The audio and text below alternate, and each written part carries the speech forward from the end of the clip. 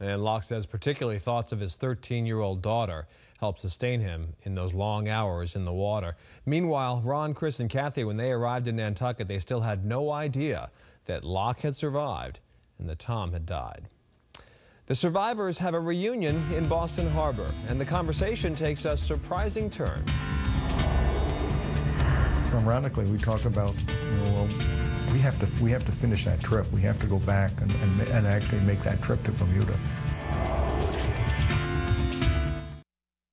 There's one decision in particular that still haunts Locke Reedy from the trip of the Almazan. On previous trips under stormy conditions, he and Tom covered the sailboat's windows with deadlights, wood planking to prevent exactly the type of blowout that ultimately doomed the ship. And for some reason, and I cannot, and I wrestle with this a lot, why we didn't put those deadlights on that trip. For some reason we didn't. It was just overlooked. It was a mistake, and it became, in Tom's case, it became fatal.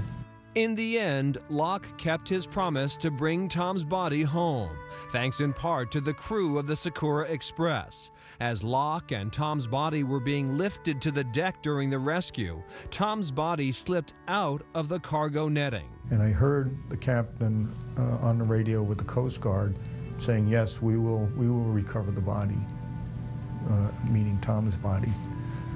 And an hour later they did. They recovered Tom's body. I was just absolutely so happy that happened, because I didn't fulfill my promise to Tom, because he wasn't on board the boat. But yet they made it happen. It was pretty great. Locke did not return to sailing for many years, but this summer, he, Ron, and Chris and their families sailed in Boston Harbor on Chris's boat. It was really terrific. It really was terrific. And ironically, we talk about, well, we have to finish that trip. We have to go back and actually make that trip to Bermuda, all of us together. And I think maybe someday we will.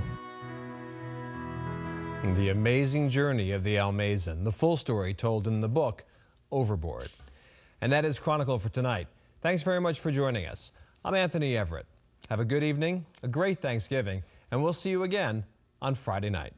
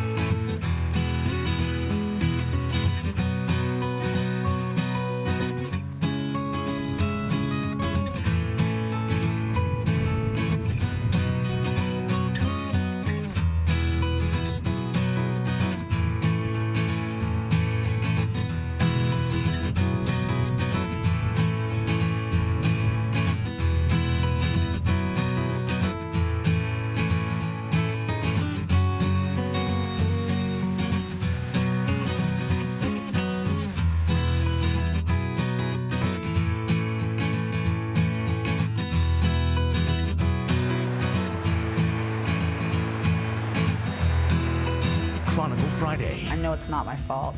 I know that no matter what I did, he was going to rape me. Breaking her silence. They had caught him and he was in the hospital next to me. One woman stands up so other women won't live in fear. Chronicle Friday.